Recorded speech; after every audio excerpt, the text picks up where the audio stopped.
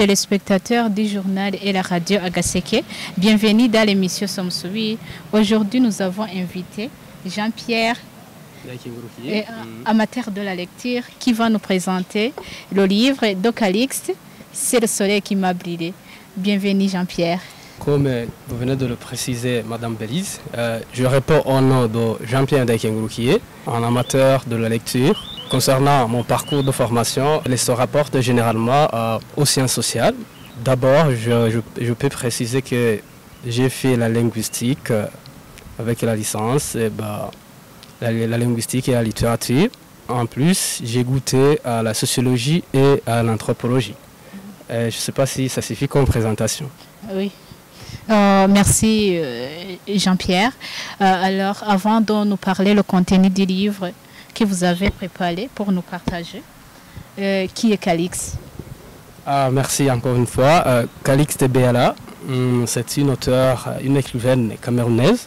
C'est celle-là qui a écrit plutôt cet ouvrage-là intitulé « C'est le soleil qui m'a brûlé ». C'est une œuvre qui a été publiée à Paris. L'année de parution, c'est 1987, dans les éditions Stock. Peut-être que nous allons continuer à donner plus de précision. Okay. Oui. Vous pouvez continuer avec le résumé. Dis-moi, cet ouvrage traite la thématique liée au féminisme. C'est ça qui a suscité mon intérêt de se référer à un tel bouquet pour mener cet échange avec notre public récepteur.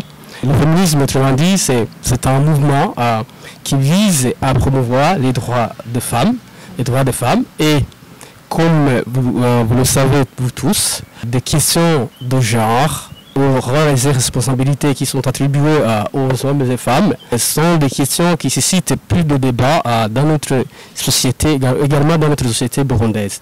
Et c'est ça qui m'a poussé de chercher à partager le contenu, et lequel contenu qui va nous permettre après d'identifier les objectifs qu'avait l'auteur et les stratégies qu'elle a opté pour les atteindre. Dis-moi, si j'essaie de continuer avec le résumé, c'est un texte qui parle d'une histoire d'une certaine héroïne qui s'appelle Ateba Leokadi. C'est une jeune fille qui est née d'une relation amoureuse très éphémère. Si vous voulez bien, c'était une histoire d'un soir entre sa mère et un amant qu'il rencontre tout juste dans un bar. Après, sa mère s'est rendue compte qu'elle n'est pas du tout à mesure d'élever sa fille ou son enfant. Et c'est ainsi qu'il l'abandonne à sa tante, la tante Dino d'Adam. Et c'est Ada alors qui va se charger de l'éducation d'Ateba. L'auteur nous présente cette femme-là comme un être accro à son indépendance et qui cherche à militer pour en aucun cas la perdre. C'est une femme qui s'est décidée de ne jamais se marier, qui s'est décidée à prolonger son célibat. Et pour, si vous voulez bien, jouir si vous voulez bien, du sexe, elle se cherchait des amants qu'elle a menés chez elle et qu'elle pouvait chasser à tout moment si bon lui semble. Cela m'a intéressé beaucoup parce que ça entre dans cette volonté de l'auteur de créer un univers féminin, un univers où c'est la femme qui est le maître d'elle-même, un univers, si vous voulez bien, où c'est la femme qui décide. Et alors, l'auteur nous présente également une autre jeune femme, une amie d'école d'Ateba Leokadi, du nom d'Irène. Et alors, elle nous la présente comme une fille que je peux qualifier de marginale, qui s'adonne plus à la prostitution, Après un certain temps, elle nous présente encore Irène, qui se trouve dans des conditions difficiles parce qu'elle sera engrossée par un homme qu'elle vient de rencontrer tout juste dans un bar, et ce qui lui a provoqué des ennuis. Pour trouver la solution à cette grossesse, c'est parce qu'elle n'était pas du tout à mesure d'élever l'enfant auquel elle s'attendait. Elle va consulter Ateba pour quelques conseils. La solution qu'elle va trouver, c'est d'avorter. Après avoir pris cette décision, c'est une décision qui a coûté cher et à l'enfant et au bébé, et plutôt et à la mère. Elle l'a fait, mais suite à une perte de sang excessive, elle a succombé, elle a fini par mourir. Et après la mort de son ami, avec qui Ateba était habitué à fréquenter pour vaincre le stress ou la solitude, elle va tomber dans les bêtises ou dans une perte de conscience. C'est alors qu'elle va chercher à venger toute femme. Et la vengeance sera portée envers l'homme qui est toujours responsable du malheur de la femme. Dans le roman. C'est dans le roman. Et alors, pour y arriver, elle se transforme en une prostituée et fréquente le même bar qu'Irène fréquentait toujours.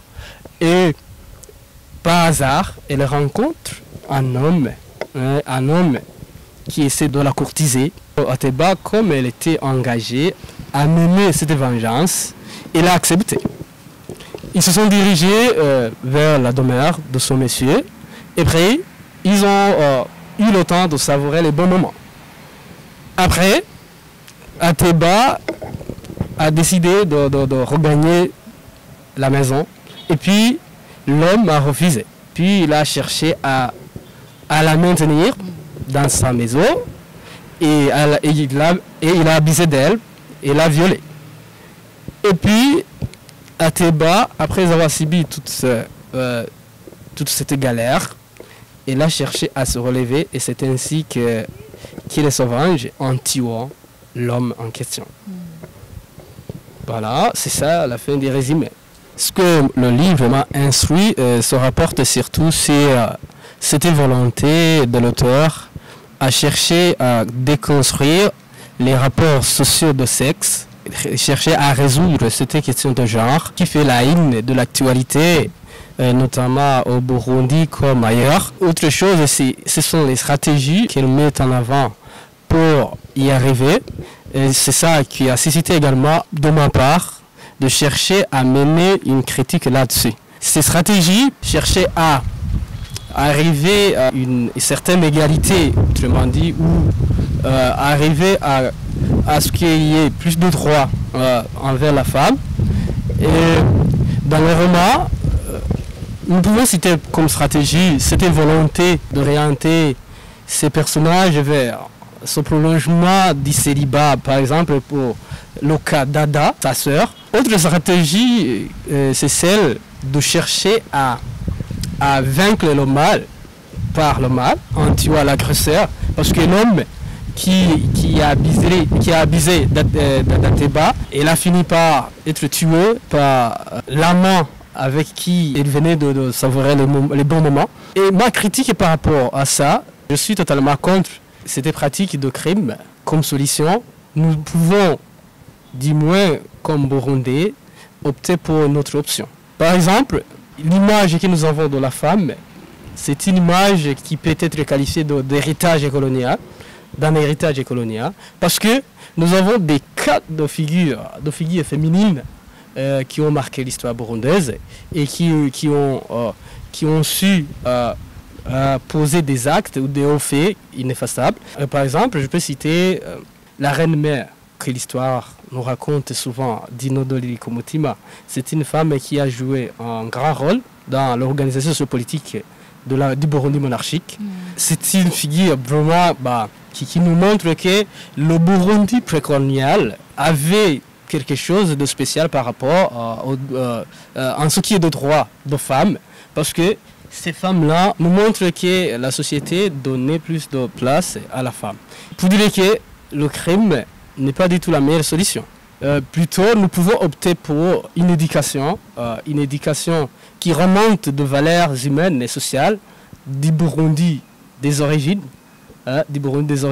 Chercher à éduquer nos fils et les garçons à partir de ces valeurs, à partir de cette culture qui remonte des origines. Les seuls textes de loi comme la Constitution qui garantit les 30% aux femmes ou autres textes en rapport qui rentrent dans son sens ne suffisent pas. Il faut du moins penser dans la logique d'Iba. Penser aux femmes di font bananere de Carus ou bien d'autre part, qui n'a pas autant de pouvoir bénéficier de ces 30%. Pour cela, il faut que cette éducation remonte de base, les filles et garçons soient éduqués dans ce sens pour qu'il n'y ait pas ces scènes de maltraitance des femmes qui sont battues ou des hommes qui sont maltraités d'une façon ou d'une autre. C'est ça comme précision que je voulais ajouter. Monsieur Jean-Pierre, en tant que lecteur des différents romans, qui différencie Calixte des écrivains français tout en se référant sur les œuvres de fiction comme la sienne? Calixte Béala, c'est une écrivaine camerounaise, c'est une écrivaine d'expression française, mais tout en étant une africaine de toute façon. Elle se différencie du moins par sa façon de chercher à se distinguer des autres par son style, chercher à traiter la question féministe de sa façon. Parce qu'elle ne le fait pas comme d'autres écrivaines. Si vous essayez de visiter son œuvre, on voit que ses romans touchent plus le réalisme par rapport aux autres qui visent de l'imaginaire. La fiction qui est racontée par d'autres écrivaines, si vous voulez bien, d'autres femmes écrivaines africaines, c'est une fiction qui ne procède pas à un certain réalisme magique. Un réalisme magique. Alors que pour Calixte Béala, son réalisme se réfère beaucoup plus aux autres écrivains de l'Occident. Les techniques qu'elle utilise, ce sont des techniques qui se réfèrent beaucoup plus à la tradition réaliste française. C'est ça la différence. Merci de nous partager ce livre très intéressant. Je pense que vous reviendrez la fois prochaine. Oui, merci. Si le temps me le permet, je suis toujours disponible pour traiter, ou plutôt pour partager avec le public et récepteur d'Agaseki et le journal Agaseki. Voilà.